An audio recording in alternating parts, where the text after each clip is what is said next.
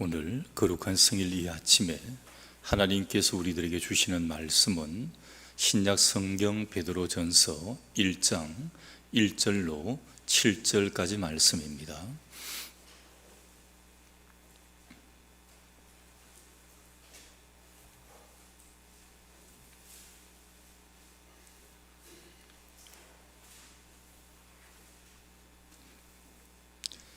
예수 그리스도의 사도 베드로는 본도, 갈라디아, 갑바도기아, 아시아와 비두니아에 흩어진 나그네 곧 하나님 아버지의 미리 하심을 따라 성령이 거룩하게 하심으로 순종함과 예수 그리스도의 피 뿌리심을 얻기 위하여 택하심을 받은 자들에게 편지하노니 은혜와 평강이 너희에게 더욱 많을지어다.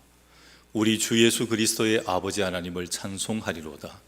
그의 많으신 긍휼대로 예수 그리스도를 죽은 자 가운데서 부활하게 하심으로 말미암아 우리를 거듭나게 하사 산 소망이 있게 하시며 썩지 않고 더럽지 않고 쇠하지 아니하는 유업을 있게 하시나니 곧 너희를 위하여 하늘에 간직하신 것이라.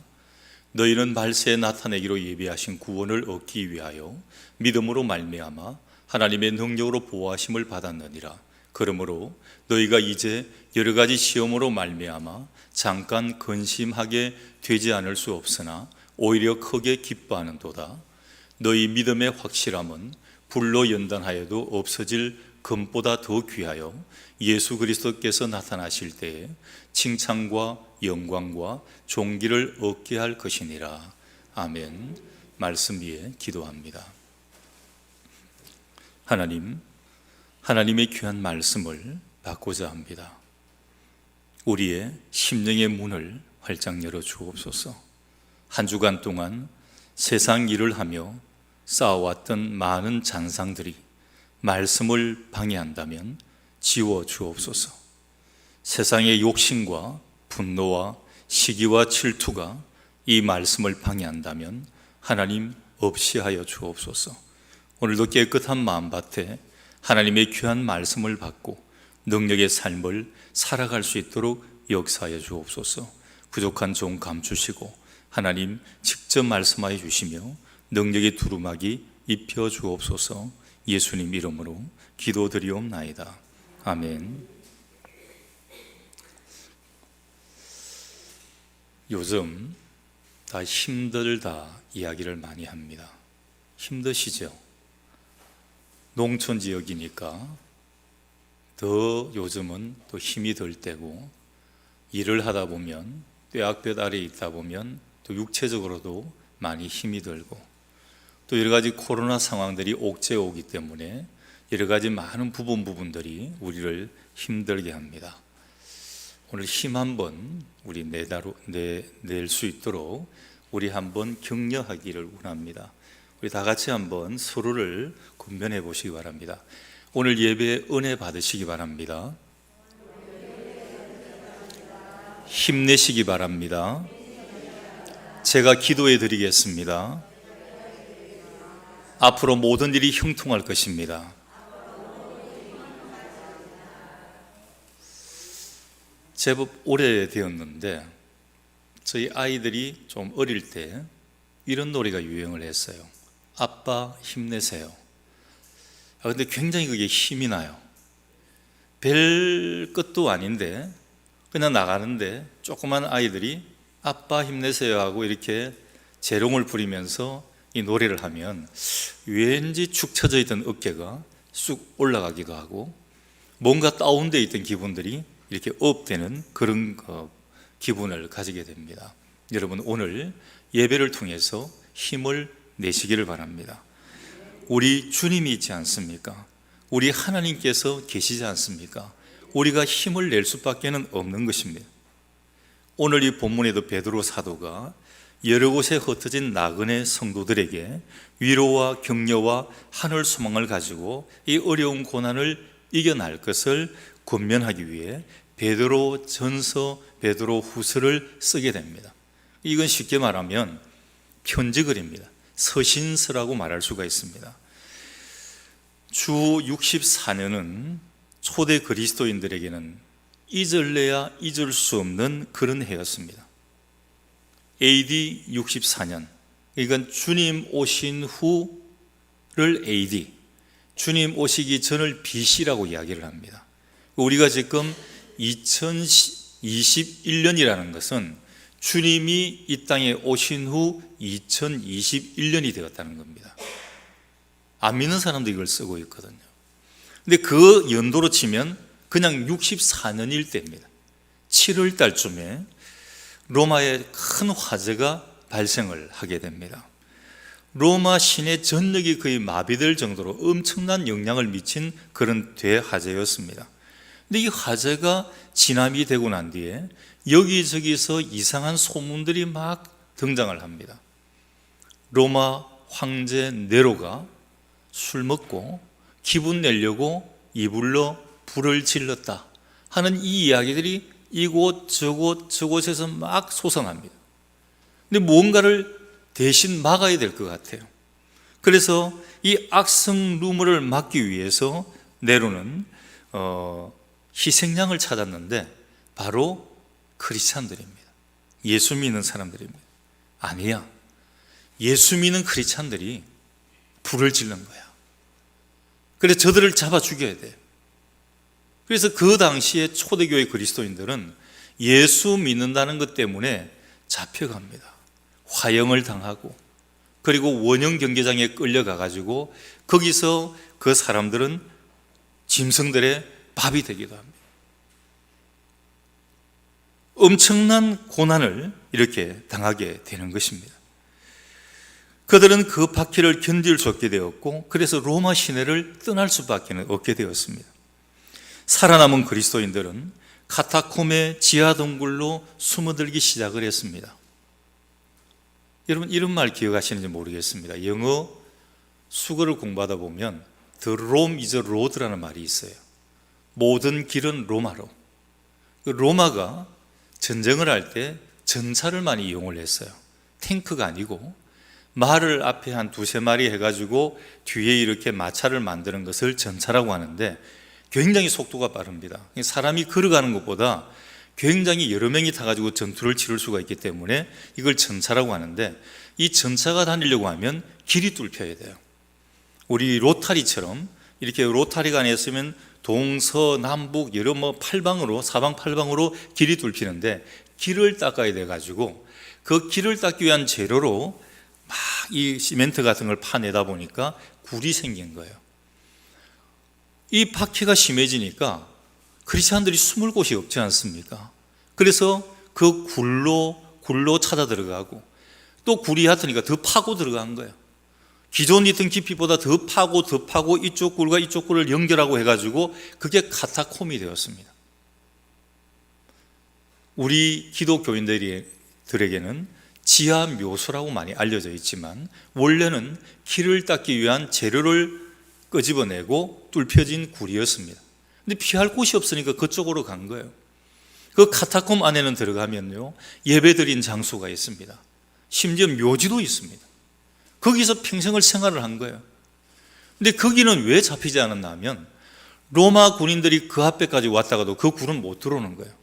그 굴이 너무 미로같이 이렇게 저렇게 얽혀 있기 때문에 그 굴을 알지 못하는 사람이 들어오면 나가는 데를 찾아 나가지 못해서 그 안에서 죽고 말게 되는 것입니다.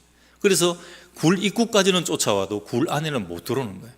그들은 카타콤으로 피하게 되었습니다. 그리고 적지 않은 수, 아주 많은 그리스도인들이 이 로마를 떠나가지고 목숨을 보존하기 위해서 해외 여러 지역으로 흩어집니다. 특히 소아시아 지역, 지금 터키라는 나라가 있는 그 지역으로 흩어지기 시작을 했습니다. 베드로 당시에 지금 팔레스틴 본토에 있는 유대인들이 한 100만 명 정도라면 지금 교포, 흩어진 유대인들, 그 디아스포라들은 200만에서 약 400만 명 정도가 되었다니까 엄청난 숫자가 흩어지게 됩니다. 학자들 사이에는 여러 가지 의견이 존재를 하지만 베드로전서는 이때를 전후해서 쓰여진 서신이었습니다. 베드로전서 4장 12절 이하에는 이런 시대적인 배경을 잘 전달해 주는 말씀인데, 사랑하는 자들아 너희를 연단하려고 오는 불시험을 이상한 일 당하는 것 같이 이상히 여기지 말고 오히려 너희가 그리스도의 고난에 참여하는 것으로 즐거워하라. 오늘 본문 1장 1절에도 보면 예수 그리스도의 사도 베드로는 본도, 갈라디아, 갑바도기아, 아시아와 비두니아에 흩어진 나그네, 이렇게 말하고 있습니다.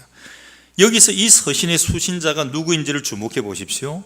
예수 그리스도의 사도 베드로는 본도, 갈라디아, 갑바도기아, 아시아와 비두니아에 흩어진 나그네. 다시 말하면 지금 이 예수를 믿는다는, 하나님 믿는다는 이 신앙 때문에 도저히 그 지역에 살 수 없어 가족과 친척과 자기 가진 모든 것을 버리고 떠난 디아스포라들, 해외에 나가 있고 각처에 나가 있는 흩어진 그리스도인들, 그 공동체를 격려하기 위해서 이 편지를 쓰게 되었다는 것입니다. 여러분, 이 베드로 전후서의 주제는 희망과 소망입니다. 지금 굉장히 암울하잖아. 지금 굉장히 힘들잖아. 지금 막 박해가 있고 예수 믿는다는 것 때문에 잡혀 죽고 짐승의 밥이 되고 하는 이런, 불에 타 죽고 하는 이런 어려운 상황인데, 그렇지만 너희들 희망을 가져야 돼. 소망을 가져야 돼. 베드로는 심한 박해를 받고 있는 그리스도인들이 조금 후에는 이것보다 더 견디기 어려운 박해가 있을 것을 이야기를 하면서 그들에게 위로와 격려와 하늘의 소망을 가지고 이 고난을 이겨나갈 것을 권면하기 위해 이 편지글을 쓰고 있습니다. 그래서 베드로는 이 편지를 시작하는 첫 무리에 그리스도인들을 가리켜서 흩어진 나그네라는 표현을 사용을 하고 있습니다. 베드로는 자기의 편지를 받게 될 그리스도인들을 향해서 흩어진 나그네들이라고 부르고, 여기서 흩어진이라고 하는 헬라어가 디아스포라입니다. 그리고 원래 이 디아스포라라고 하는 말은 유대 지역을 떠나서 세계 여러 나라에 흩어져 살고 있던 유대인들을 지칭하는 그런 용어였습니다. 그런데 오늘 이 본문에 사도 베드로가 디아스포라, 흩어진 나그네라고 지칭하고 있는 사람들은 이런 유대인만을 가리키고 있지는 않는 것입니다. 베드로는 이 디아스포라라고 하는 구약적인 혹은 유대교적인 용어에 새로운 의미를 부여를 합니다. 이 세상 곳곳에 살고 있는 신약 시대의 그리스도인들이야말로 진정한 의미의 디아스포라들이다. 오늘 우리들도 이 디아스포라에 해당이 된다는 사실입니다. 그러면 왜 이 신약 시대의 그리스도인들이야말로 진정한 의미의 디아스포라들이라 말할 수가 있습니까? 첫 번째, 이 그리스도인들은 이 세상 곳곳에 흩어져 살고 있기 때문입니다. 그들은 어느 곳에서 살든지 한 가지 목표가 꼭 같았어요. 하늘 본향을 사모를 했습니다.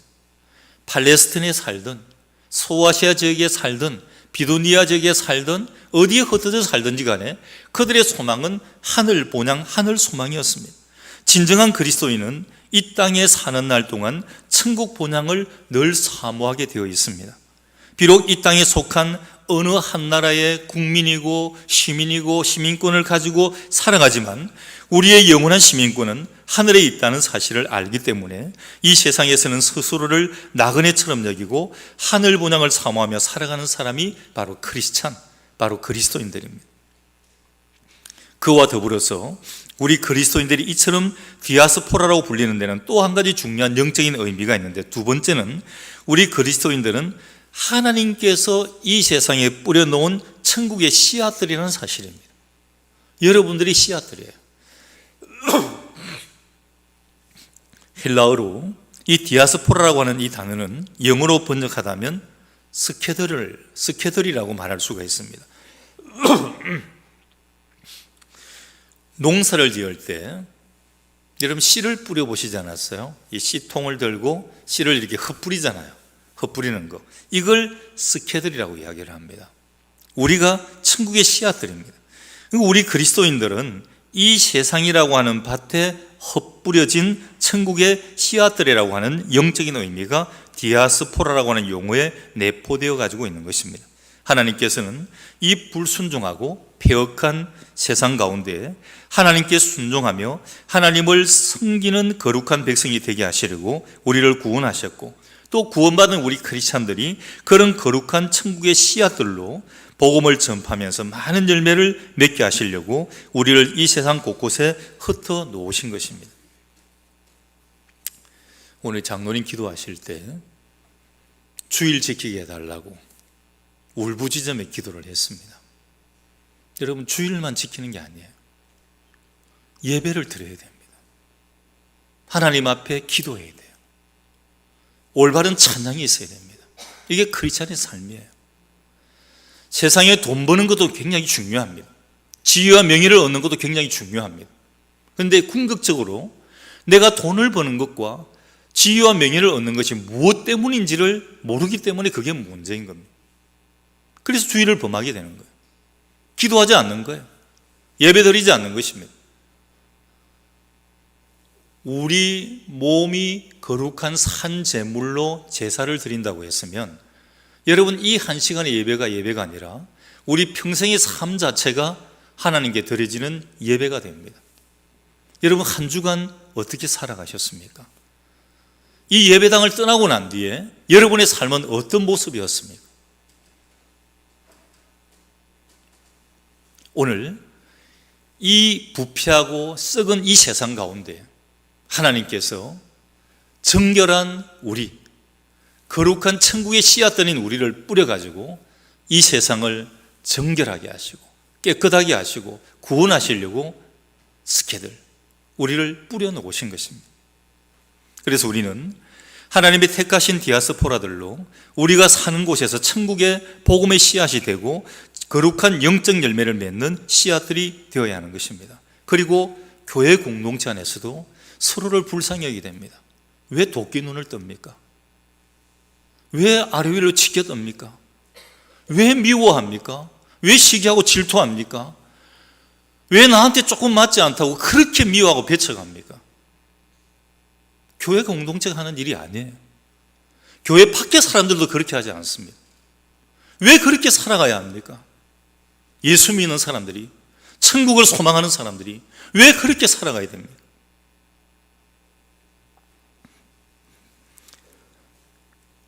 하나님께서 신약의 디아스포라들인 우리 그리스도인들이 함께 모이는 처소와 예배와 교제의 공동체를 허락해 주신 곳이 바로 교회입니다. 우리는 이 세상에 흩어져 사는 나그네들로서 교회에 힘써 모여야 됩니다. 여러분도 흩어졌다가 모이면 반갑지 않아요? 명절 때 온 각지에 흩어져 있던 친척들이, 가족들이 한 곳에 모이면 여러분 반갑지 않습니까? 얼마나 반가워요. 손을 잡고 눈물 뿌리며 어떻게 살았냐, 따독거리기도 힘들잖아요. 서로 사랑하기도 힘들지 않습니까? 여기서 우리는 하나님 앞에 함께 찬양하고 예배하고 서로 교제하고 서로 위로하고 격려해 줘야 됩니다. 우리가 경험하는 고난에도 불구하고 교회는 희망의 공동체가 되어야 되고 절망 속에 있는 이웃들에게 우리가 희망과 소망이 되어 주어야 된다는 것입니다. 포르투갈의 수도가 리스본입니다. 지도를 가만히 보면 우리나라 땅끝 마을 진도하고 비슷해요. 우리 진도를 땅끝 마을이라고 그래요. 우리 지도 보면 맨 끝에 이렇게 있기 때문에 땅끝 마을이다 이렇게 이야기를 합니다. 이 리스본도 보면 그 끝이 나가면 바다입니다. 아무것도 없습니다. 그래서 그 리스본에 큰 바위가 있는데 이런 글이 새겨져 있습니다. 이제는 끝입니다. 이 뒤에는 아무것도 없습니다. 거기에 아니다라고 말하는 사람이 있습니다. 아닙니다. 이곳은 끝이 아닙니다. 이곳을 넘어서는 희망이 있습니다라고 외치며 전전에 나아간 한 사나이가 있었습니다. 바로 크리스토프 콜럼부스입니다. 여기서 끝이 아니다. 더 나아가면 된다. 그래서 그는 신대륙을 발견을 했던 것입니다. 바로 이 희망이 위대한 세계를 발견한다는 역사적인 교훈을 보여주고 있습니다. 오늘 본문 말씀 또한 우리에게 희망에 대해서 말씀을 해주고 있습니다. 살아있는 소망에 대해서 이야기를 합니다. 베드로전서 1장 1절에 나와 있는 도시 중에 갑바도기아는 그 도시 전체가 땅굴처럼 되어 가지고 있어요. 그러니까 이 말을 본다면 도시가 땅굴처럼 되어 있다는 것 자체는 그 지역에 사는 크리스찬의 삶이 얼마나 힘들었는가를 단편적으로 보여주고 말해주는 것입니다. 그러나 베드로는 이들에게 산 소망에 대해서 3절에 말씀을 합니다. 베드로는 모든 것을 포기하고 여기저기를 흩어진 그리스도인들에게 인생을 포기하지 말고 우리가 살아야 하는 이유, 바로 살아있는 소망을 이야기를 하고 있는 것입니다. 또한 우리에게도 동일하게 낙심, 절망, 좌절하지 말고 희망과 소망을 가져야 될 이유에 대해서 말씀을 합니다.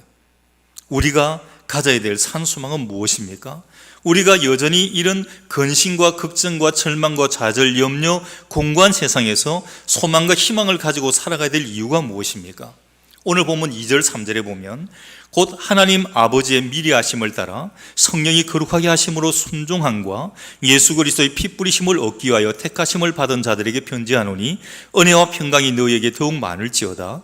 우리 주 예수 그리스도의 아버지 하나님을 찬송하리로다. 그의 많으신 긍휼대로 예수 그리스도를 죽은 자 가운데에서 부활하게 하심으로 말미암아 우리를 거듭나게 하사 산 소망이 있게 하시며. 왜 우리가 소망 가운데 살아가야 한다는 것입니까? 첫 번째는 부활하신 주님이 함께 하시기 때문입니다. 3절에 보면 왜 우리가 고난의 날에도 기뻐할 수 있는가? 어떻게 광야의 길을 갈 때 노래할 수 있는가? 그것은 바로 거듭남의 축복 때문이라고 말씀을 합니다. 거듭난다는 게 무엇입니까? 우리가 예수 그리스도를 나의 구주와 주님으로 영접하는 순간 우리는 거듭나는 것입니다. 예수님 안에서 새 사람이 되는 겁니다.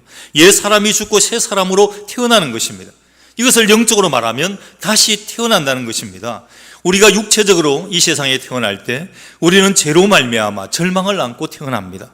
그러나 십자가를 통한 공로를 믿고 예수님을 구주로 영접을 하면 영적으로 다시 태어나게 되고 그 순간 우리는 새 소망을 안고 태어나는 것입니다. 하나님의 긍휼을 잊게 되는 것입니다. 예수님의 죽으심과 부활하심의 은혜를 덧입는 것입니다. 성령 안에서 새로운 피조물이 되는 것입니다. 이것이 우리가 고난 가운데서 기쁨으로 찬송해야 될 그런 이유인 것입니다. 왜 우리를 거듭나게 하셨습니까? 예수님께서 우리를 찾아오시고 우리를 십자가의 공로로 거듭나게 하신 이유는 우리를 향한 그 많으신 하나님 아버지의 긍휼이 여기심 때문입니다. 여러분, 우리가 오늘 여기 앉아 있는 것은 하나님의 긍휼하심의 사랑 때문입니다. 불쌍히 여기시는 거예요.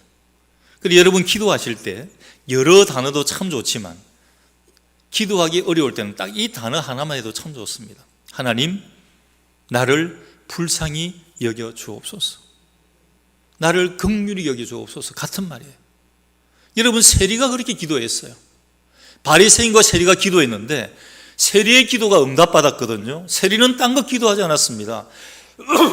바리새인은 하나님, 나는 주일을 성수했고 11조를 드렸고 교회에 헌신했고 여러 가지 직분을 가졌습니다. 자랑했습니다. 하나님 그 기도 받지 않으셨어요. 세리는 이렇게 기도합니다. 하나님, 나를 불쌍히 여겨 주옵소서. 딴 거 없었습니다. 근데 그 기도를 받으신 거예요. 여러분, 우리도 마찬가지입니다. 우리가 딴 게 뭐가 있습니까? 여기에 앉아있는 거 호흡하고 숨쉬고 살아가는 모든 것이 하나님의 긍휼하심, 불쌍히 여기심 때문인데 우리가 더 드릴 게, 더 할 게 뭐가 있습니까?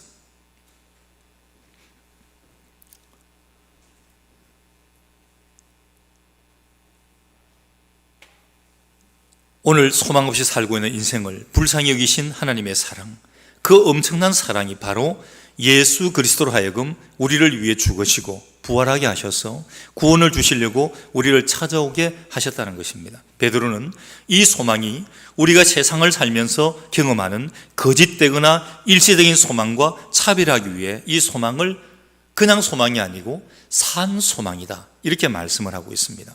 이 소망은 진지한 소망이고 영원한 소망, 곧 죽을 수밖에 없는 살아있는 소망인 것입니다.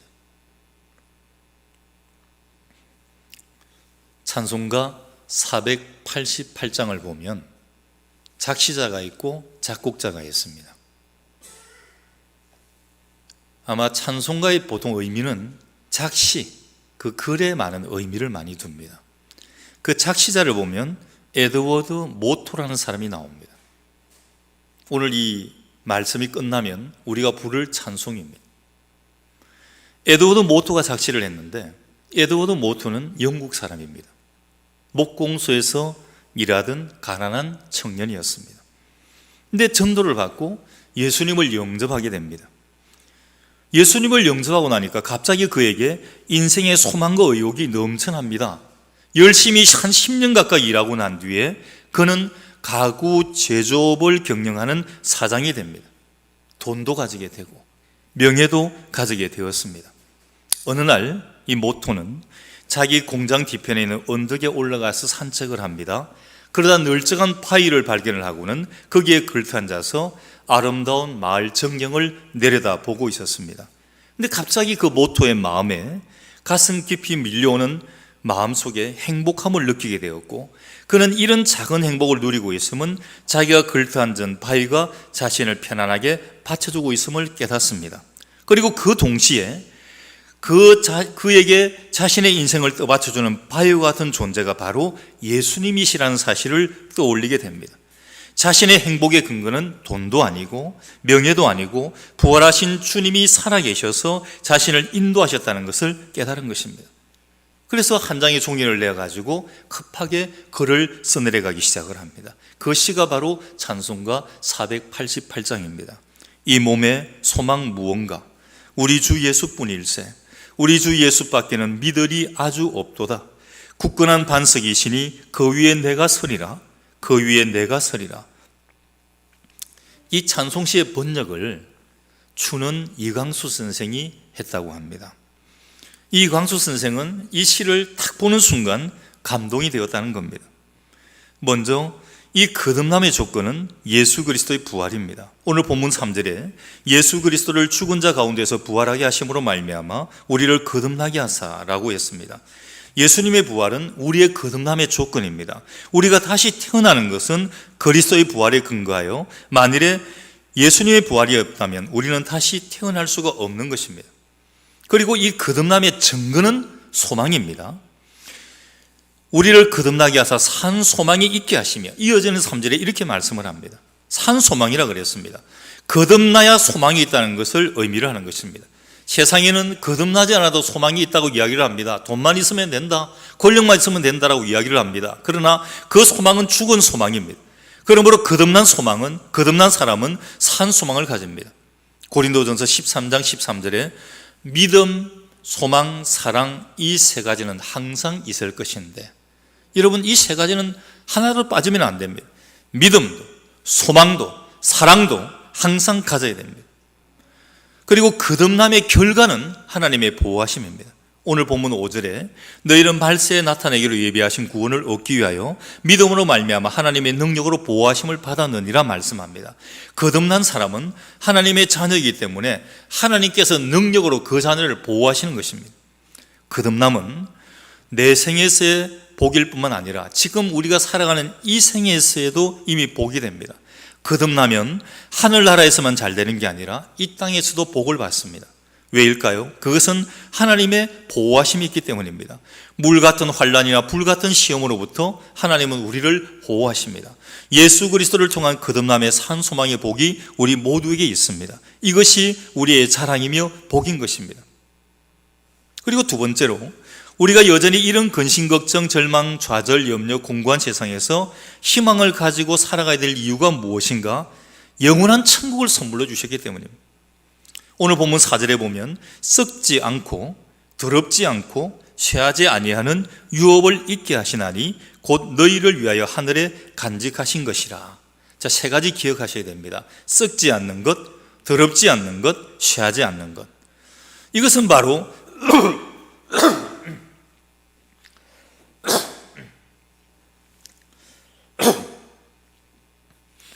하늘나라 기업에 예비하심 때문인 것입니다.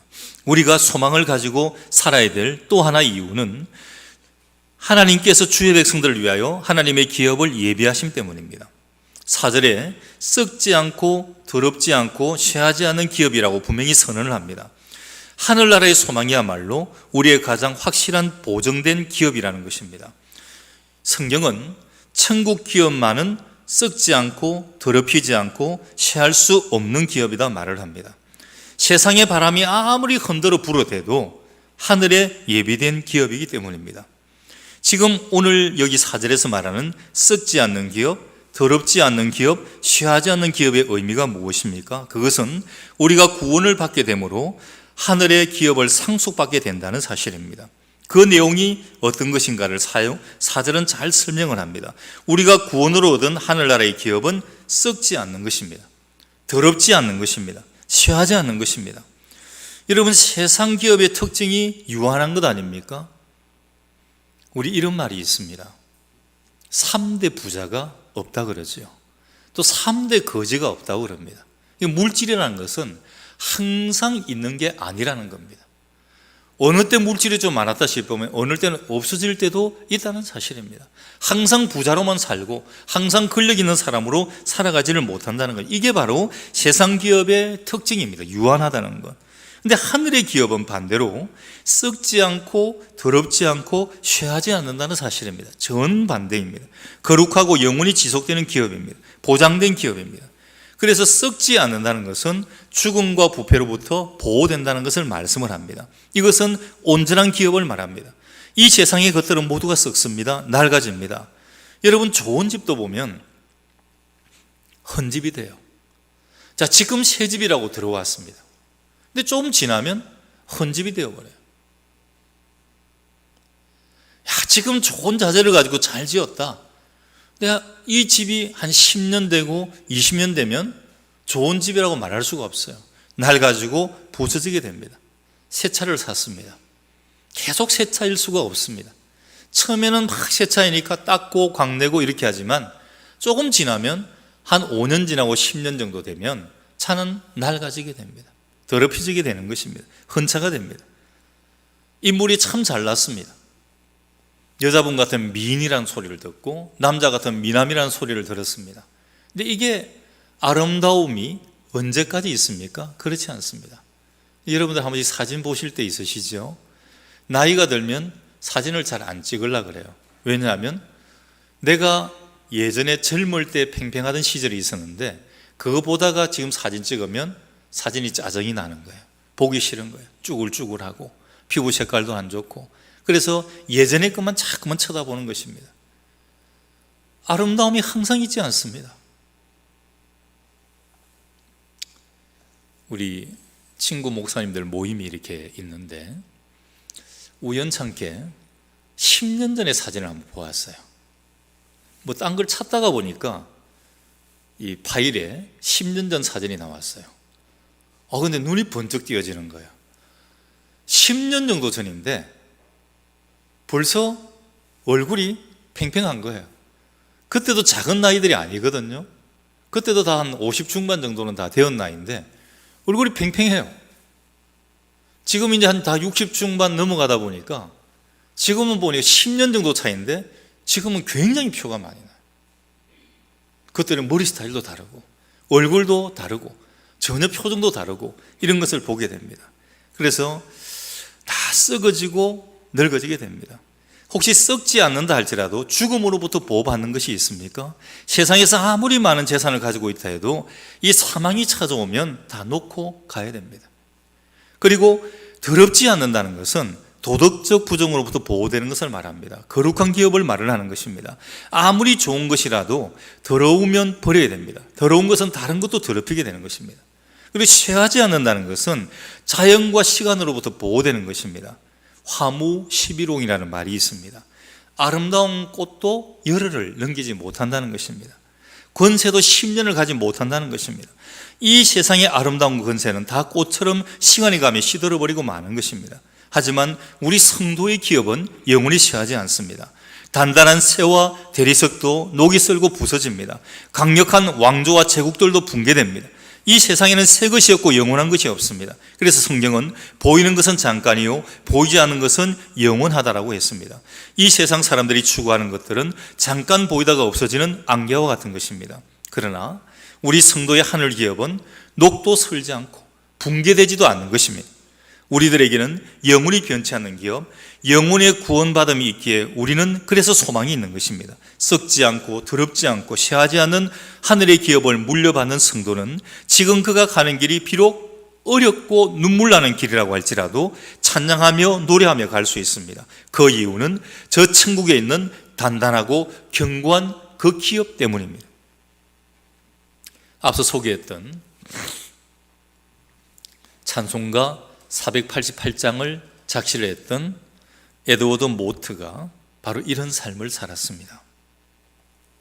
그는 천국 소망을 가지고 있었기 때문에 욕심 없이 가구업을 하다가 기업이 점점 더 융성해집니다. 그러나 그는 이 천국 소망을 이웃들에게 더 많은 기회를 가지고 전하고 싶은 열망 때문에 나이 55세 되던 해에 그의 모든 기업과 재산을 정리를 합니다.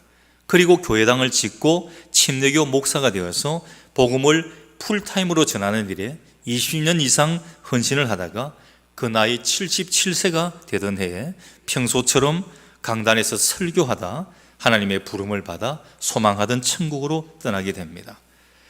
그 488장 3절 4절에 보면 세상에 믿던 모든 것 끊어질 그날 되어도 구주의 언약 미사와 내 소망 더욱 크리라. 바라던 천국 올라가 하나님 앞에 배울 때 구주의 의를 힘입어 어여시 바로 서리라. 주 나의 반석이시니 그 위에 내가 서리라. 모든 것이 변하고 모든 것이 사라져도 변할 수 없고 사라질 수 없는 천국의 소망, 이 소망이 있기 때문에 우리는 이 고난의 시대를 의연하게 살아갈 수 있는 것입니다. 우리는 여전히 이런 근심, 걱정, 절망, 좌절, 염려, 공고한 세상에서 소망과 희망을 가지고 살아가야 될 이유가 무엇입니까? 세 번째는 하나님의 능력의 보호하심 때문에. 본문 5절 이하에 보면 너희는 말세에 나타내기로 예비하신 구원을 얻기 위하여 믿음으로 말미암아 하나님의 능력으로 보호하심을 받았느니라. 그러므로 너희가 이에 여러 가지 시험으로 말미암아 잠깐 근심하게 되지 않을 수 없으나 오히려 크게 기뻐하는도다. 너희 믿음의 확실함은 불로 연단하여도 없어질 금보다 더 귀하여 예수 그리스도께서 나타나실 때에 칭찬과 영광과 존귀를 얻게 하실 것이니라. 우리가 소망을 가지고 살아가야 될 또 하나의 이유가 하나님의 능력이 우리를 보호하고 계시기 때문인 것입니다. 성도들에게 주어진 궁극적인 소망은 천국 소망입니다. 주님은 우리에게 천국을 보장해 주신 다음에 이 세상에서는 우리가 어떤 모습으로 살아가든지 그냥 버려두는 분일까요? 그렇지 않습니다. 우리에게 선물로 주신 이 우리의 구원이 흔들리지 아니하고 꼭 지켜지도록 우리의 믿음과 구원을 하나님의 능력으로 보호하시겠다는 것입니다. 그래서 오늘 이 본문에는 하나님의 능력이 두 가지 면에서 우리 성도들에게 함께 하심을 약속을 합니다. 먼저 우리의 구원이 유지되도록 그의 능력으로 도와주시겠다는 것입니다. 그리고 두 번째는 우리가 시험이나 시련 가운데서 잘 버티도록 그 능력으로 지켜주시겠다는 것입니다. 만일 우리가 한 번 얻은 이 구원이 언제라도 잃어버릴 수 있는 것이라면 우리의 신앙생활은 얼마나 불안한 것이 되지 않겠습니까? 그런데 주님은 우리에게 영생의 선물을 허락을, 언약을 하시면서 아무도 그 무엇도 우리에게서 이 선물을 빼앗지 못할 것이다 보장을 해주십니다. 내가 너희에게 영생을 주노니 영원히 멸망치 아니할 것이요 또 저희를 내 손에서 빼앗을 자가 없느니라고 했습니다. 오늘 본문 5절의 베드로는 너희는 말세에 나타내기로 예비하신 구원을 얻기 위하여 믿음으로 말미암아 하나님의 능력으로 보호하심을 받았느니라고 약속을 합니다. 이 약속을 신학에서는 영원한 안전이다, 인터널 시큐리티라고 이야기를 합니다. 혹은 성도의 견인이라고 부릅니다. 그래서 5절의 보호하심이라는 이 의미를 보면 보초를 쓰다는 의미가 있습니다. 보초를 세워서 하나님의 백성들을 하나님의 방법으로 언제나 지켜주신다는 것입니다. 마지막 순간까지 믿음을 가진 사람들을 능력으로 보호하신다는 말씀입니다. 근데 오늘 이 본문의 말씀은 조금 수정이 돼요. 끝에 말씀이 보면 보호하심을 받았느니라 하면 과거가 됩니다. 근데 이것보다는 보호하심을 받고 있나니가 더 맞는 번역이 됩니다. 하나님의 능력과 보호는 과거에 한 번 임한 것으로 끝나는 것이 아니라 현재 계속 진행되고 있다는 것입니다. 여호와께서 너희 출입을 지금부터 영원까지 지키시리로다. 시편 121편의 말씀과 같이 우리를 지키십니다. 하나님께서 마지막 날 우리가 구원받는 그날까지 지키시고 보호하신다는데 이것보다 더 안전을 보장되는 것이 어디 있습니까? 그래서 고난 가운데 있고 현재의 삶에서 눈물 골짜기를 걸어가지만 노래할 수 있는 것입니다. 눈물 골짜기를 지나가는 분들이 있습니까? 하나님께서 보호하시고 지키심을 믿음으로 위로받으시기를 간절히 바랍니다. 그리고 6절에 보면 그러므로 너희가 이제 여러 가지 시험으로 말미암아 잠깐 근심하게 되지 않을 수 없으나 오히려 크게 기뻐하는 도다고 권면을 합니다. 왜냐하면 그 시련이 우리에게 칭찬과 영광과 존귀를 가져다주는 시련이기 때문에 이게 문제가 생깁니다. 어려움이 있습니다. 근데 어려움으로 끝나는 게 아니라는 거예요. 그 어려움은 하나님께서 우리에게 더 큰 것을 주시기 위해서 테스트하는 그러한 어려움과 시련과 고난이라는 것입니다. 우리가 가진 소망을 더 영광스럽게 하는 시련이기 때문입니다. 하나님 보시기에 필요한 것이기 때문입니다. 여러분, 예수님 보십시오. 예수님의 고난이 하나님 보시기에 필요했던 것이었듯이 우리 성도들의 시련도 하나님 보시기에 필요한 것이라는 것입니다. 7절 말씀에 성도들에게 시련과 환난이 필요한 것은 바로 시련이 믿음을 재련하기 때문입니다. 성도의 환난은 오히려 믿음의 연단이 됩니다. 성도가 당하는 시련은 금보다 더 귀합니다. 그래서 환난은 가면을 쓴 축복이라고 이야기를 합니다. 환난은 가면을 쓰고 축복 주려고 우리에게 다가옵니다. 하지만 그 가면을 벗기고 보면 거기에 축복이 숨어가지고 있는 것입니다. 그래서 여러분, 힘들지만 그 힘든 뒤에 가면을 싹 벗기면 하나님의 예비한 복이 들어있다는 사실을 알고 우리에게 힘듦, 어려움, 시련 그런 여러 가지 올 때마다 기쁨으로 받으시기를 바랍니다. 이것이 지나면, 터널이 지나면 막 밝은 게 나오듯이, 어두운 밤이 지나면 새벽이 다가오듯이 이것만 지나고 나면 하나님께서 엄청난 것으로 나에게, 우리 집에 큰 복을 주시려고 하는구나. 그래서 우리는 감사함으로 나갈 수가 있는 것입니다. 그래서 우리가 어려움 속에서도 산 소망을 가질 수 있는 까닭은 바로 이러한 어려움과 시련이 우리의 믿음을 더욱더 유익하게 하기 때문입니다. 레나 마리아라는 사람이 있습니다. 레나 마리아는 스웨덴 사람입니다. 여자입니다. 가스펠송 가수입니다. 그런데 양쪽 팔이 없어요. 한쪽 다리도 짧아요. 어떻게 서 있을까요, 여러분? 서 있는 것도 힘들겠죠. 그런데 찬양을 합니다.